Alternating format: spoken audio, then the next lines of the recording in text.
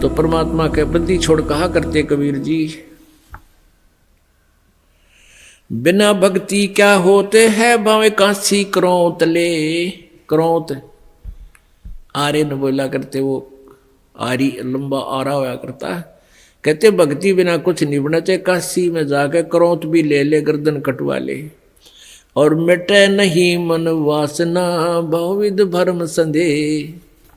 जैसे वो काशी के लोगों ने, उन पंडितों ने ये अफवाह फैला रखी थी कि जो मगर मरता है, मगर गोरखपुर से 25 किलोमीटर की दूरी पर एक कस्बा है, और उस कस्बे का उस समय एक बिजली खान नाम का पठान नवाब था। वो भी कबीर परमेश्वर जी का शिष्य हो गया था। एक बार वहाँ अकाल गिर गया था मगर स्टेट में, मगर रियासत में, और सभी जंतर मंतर कर लिए थे। सभी सिद्ध पुरुषों ने हाथ खड़े कर लिए थे कि तुम्हारे संस्कार में 4 वर्ष वर्षा नहीं है, 4 वर्ष का अकाल गिरेगा ही गिरेगा। तब कबीर परमेश्वर जी के पास बिजली खां पठान स्वयं गए थे, परमात्मा मगर में आए थे, और आते ही वर्षा ने जबरदस्त वर्षा करवा दी थी। सब भर दिए थे, तालाब तो लोग सब एक कम एक कर दिया था। उसके बाद उस मगर स्टेट, मगर रियासत के यानी मगर कस्बे के सभी व्यक्तियों ने परमेश्वर कबीर जी से उपदेश ले लिया था। हिंदू और मुसलमानों ने, उस मगर के अंदर आधे मुसलमान थे, आधे लगभग हिंदू थे, और सभी ने, क्योंकि मरता के नहीं करता, फिर ज्ञान समझ में आ गया। तो मगर रियासत का जो नवाब था वो बिजली खां पठान भी कबीर परमेश्वर जी का शिष्य था। उधर से काशी नरेश वीरदेव सिंह बघेल, वो भी कबीर परमेश्वर जी की भक्ति और ज्ञान और शक्ति से परिचित होकर के उपदेशी कबीर जी के शिष्य थे। तो कबीर परमेश्वर जी ने कहा कि भाई धरती का भरोसा नहीं रहना चाहिए, तुम कोई तो कहते हो मथुरा में मोक्ष होगा, नहीं। परमात्मा कहते हैं मुक्ति खेत मथुरा परी, और किन्या कृष्ण कलोल, और कंस के सी चाणोर से वहाँ फिरते डामाडोल। तुम्हारी बात बड़ी कर दें, तुम मथुरा को एक मुक्ति क्षेत्र मानते हो, मोक्ष क्षेत्र। अरे उसमें कृष्ण जी ने तो वहाँ नरी मौज मचाई, जैसे मठ गोपियों के साथ बकवाद करी, और उस मोक्ष तुम मानते हो मोक्ष स्थान ही है वो, तो उस मोक्ष स्थान पर कंस केसी और चाणूर जैसे का बक्कल उतरा, उन बकवाद प्राप्त हुई, उनका मोक्ष ना होया। तो कहने का भाव ये था कि भक्ति जो यथार्थ भक्ति है, उस भक्ति के करने से मोक्ष होगा, और मर्यादा में रहते हैं। तो कबीर परमेश्वर ने उन ब्राह्मणों से कहा कि तुम मूर्ख बना रहे हो भोली जनता को, मैं मगर में शरीर छोड़ूंगा और मैं स्वर्ग से भी आगे सतलोक में जाऊंगा। अब इस बात ने ब्राह्मण मानने क्यों कर, क्योंकि सारी जनता में ढंडोरा पीट रखा कि वहां मरनिया तो गधा बनेगा, नरक जाएगा। तो परमात्मा वहां से चल पड़े। 120 वर्ष की का शरीर था कबीर परमेश्वर जी, दिखा रहे थे अपना। वैसे उनका शरीर की कोई आयु नहीं है, परमात्मा की कोई आयु नहीं होती। उन्होंने एक लीला में शरीर दिखाया था, एक जनसाधारण की तरह एक जीवन जीकर अपने हाथों से कर्म करके अपना निर्वाह करके दिखाते हैं, एक लीला करते हैं। वो प्रत्येक युग में आते हैं। 120 वर्ष की आयु शरीर की दिखा रहे, ऐसे महसूस हो रही थी, और काशी से पैदल चल पड़े। उनके साथ वीर देव सिंह बघेल काशी नरेश भी अपनी सेना लेकर चल पड़ा, और काशी के बहुत से व्यक्ति दर्शनार्थ चल पड़े। और काशी के वो विद्वान पंडित मंडलेश्वर भी अपने पोथी बही लेकर के चल पड़े, पत्रे वत्रे और ज्योतिष जातस सारी शोधन खातर वो भी चल पड़े। वीर देव सिंह बघेल सेना इसलिए लेकर चला था कि मैं गुरुदेव जी के शरीर को यहाँ लाऊंगा जब ये शरीर छोड़ देंगे। और हिंदू रीति से इनका अंतिम संस्कार करेंगे। हम मुसलमानों के हाथ अपने गुरु जी के शव को नहीं जाने देंगे। अब बिजली खां पठान मुसलमान को जब ये पता चला कि गुरुदेव यहां आ रहे हैं और काफी व्यक्ति भी दर्शनार्थ आ रहे हैं और गुरुजी यहां पर अपना जीवन लीला अंत करेंगे, और वीरदेव सिंह काशी नरेश हिंदू के इरादे से भी परिचित हुए कि वो शरीर को लेकर जाएंगे, तो बिजली खां पठान ने भी अपने मुसलमानों से सलाह की।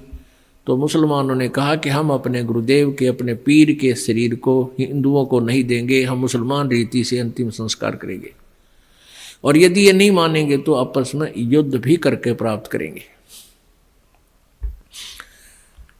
जब परमेश्वर कबीर जी वहां पहुंचे तीसरे दिन पैदल चल के, क्योंकि बनारस से काशी से मगहर लगभग 200 किलोमीटर के आसपास है, तो बिजली खां पठान से ने प्रणाम किया, कहो गुरुदेव। परमात्मा ने अपना कारण बताया वहां पहुंचने का और कहा कि बिजली खां मैं स्नान करूंगा, पानी की व्यवस्था, जल की व्यवस्था करो। बिजली खां पठान ने कहा गुरुदेव जल ला रखा आपके लिए, शुद्ध जल स्नान के लिए। परमेश्वर ने कहा कि कबीर जी ने कहा कि मैं बहते पानी में दरिया में स्नान करूंगा। अब बिजली खां पठान ने कहा कि यहां एक दरिया बहती थी, आमी नदी, लेकिन वो भगवान शंकर ने श्राप दे रखा है, उसका पानी खत्म हो गया, वह सूखी पड़ी है। परमेश्वर जी ने कहा कि चलो दिखाओ मुझे कहाँ है वो आमी नदी। जहाँ परमेश्वर खड़े थे वहाँ थोड़ी सी दूरी पर, 2-3 एकड़ की दूरी पर, 600 फुट की दूरी पर वो दरिया सूखी पड़ी थी। परमात्मा ने वहाँ खड़ा होकर साथ में हजारों की संख्या में दर्शक, और परमेश्वर ने ऐसे किया था हाथ से संकेत, जैसे ये ट्रैफिक का सिपाही करा करे, ऐसे कर दिया। क्या देखते हैं कि थोड़ी सी दूरी पर एक बहुत बड़ा धमाका हुआ और एकदम पानी से भरकर नीचे से पानी इतना जोर से निकला और पूरी दरिया भरकर चल पड़ी। बोलो सतगुरुदेव।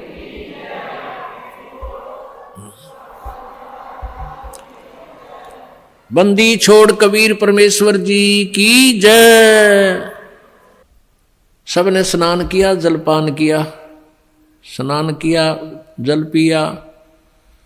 फिर परमेश्वर जी ने कहा कि भाई 1-2 चद्दर लाओ, एक नीचे बिछाऊंगा, एक ऊपर ओढ़ कर लेटूंगा।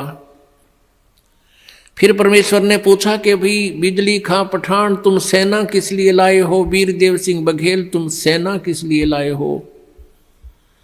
दोनों ने नीचे गर्दन कर ली, आज सामने सामने खड़े थे। दूसरे हिंदू और मुसलमान कहने लगे, हिंदू कहने लगे कि हम आप जी के शरीर को इन मुसलमान काफरों के हाथ नहीं लगने देंगे, हम आपके शरीर का अंतिम संस्कार हिंदू रीति से करेंगे। मुसलमान कहने लगे हम इन हिंदू काफरों के हाथ आपका शरीर नहीं लगने देंगे, हम आपके शरीर का अंतिम संस्कार अपने हिसाब से करेंगे, और यदि ऐसा नहीं हुआ तो हम युद्ध करके शरीर प्राप्त करेंगे। अब परमेश्वर ने कहा रे बोले आदमियों, निकम्यों, 120 वर्ष हो गए मैंने तुम्हें शिक्षा देते ने, आज तक तुम मेरे शिक्षाओं का इतना ही पालन कर पाए हो। आज भी तुम हिंदू और मुसलमान 2 बने खड़े हो। खबरदार दे तुमने झगड़ा किया तो मेरे से बुरा नहीं होगा। और सुन लो, इसके अंदर मेरा शरीर नहीं मिलेगा तुम्हें, लेकिन यह जच्चा ना की उनके। फिर भी अगर तुमने झगड़ा नहीं करना है, एक चदर तुम ले लेना, एक मुसलमान ले लेंगे, एक हिंदू ले लेंगे, और चदरों के बीच में जो भी वस्तु मिले आधी आधी बांट लेना। तुम लड़ियो ना भाई, ना तो विनाश हो जाएगा, गृह युद्ध शुरू हो जाएगा, आपसी जुल्म हो जाएगा, महाभारत से भयंकर युद्ध हो जाएगा। लेकिन उनके मन में न्यू थी कि एक बार गुरुजी शरीर छोड़ दे फिर तुम आप देख लेंगे। हाँ, फिर हम न मानना किससे कि नहीं, अपने हिसाब तक कराएंगे हम। अब परमात्मा ने ऐसा ही किया, शरीर छोड़, शरीर तो उनका साथ ही गया था, छोड़ा नहीं था। लेकिन क्या हुआ, जितने सबके समान था, सब जैसे चादर ओढ़ी थी ऊपर के और शरीर के ओढ़ा हुआ जैसे महसूस होता, इतने ही शरीर के आकार के फूल बन गए, सुगंधित फूल। और परमात्मा आकाश में जाकर आकाशवाणी की कि भी देख लो ब्राह्मणों, देखो मैं जा रहा हूं सतलोक को। जब आकाश में देखा तो परमात्मा का नूरी शरीर तेजो में शरीर हो गया और ऊपर आकाश को जा रहे हैं और ये आकाशवाणी करते जा रहे हैं और कहते हैं उठा लो पर्दा, इसमें नहीं है मुर्दा।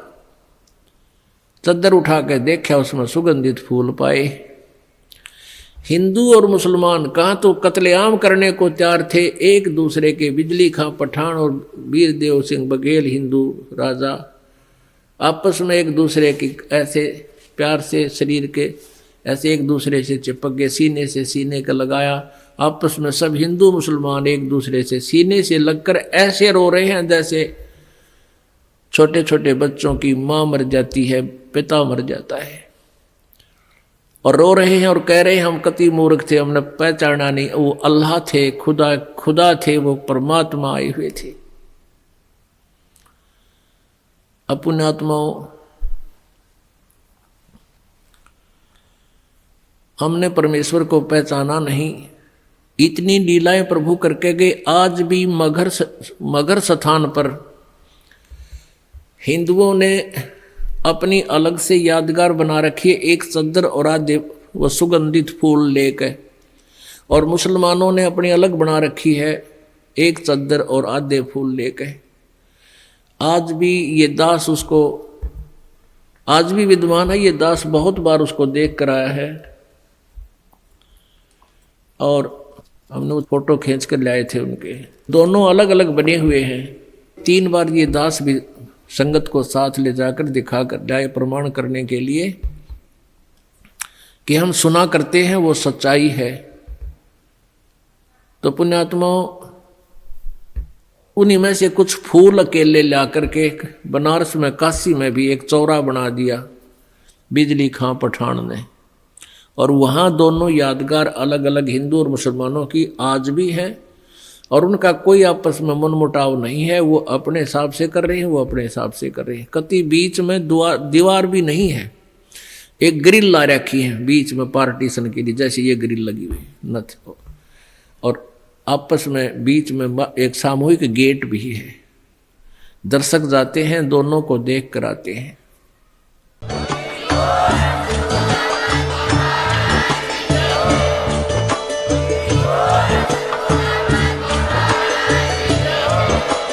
आप सुन रहे थे जगत गुरु तत्वदर्शी संत रामपाल जी महाराज जी के मंगल प्रवचन। अधिक जानकारी के लिए विजिट कीजिए हमारी वेबसाइट www.jagatgururampalji.org। संत रामपाल जी महाराज जी के शुभ आशीर्वाद से पूरे विश्व भर में 500 से भी ज्यादा नाम दीक्षा केंद्र हैं, जिन पर संत रामपाल जी महाराज जी द्वारा ऑनलाइन निःशुल्क नाम दीक्षा दी जा रही है। अपने नजदीकी नाम दीक्षा केंद्र का पता करने के लिए संपर्क करें 8222880541।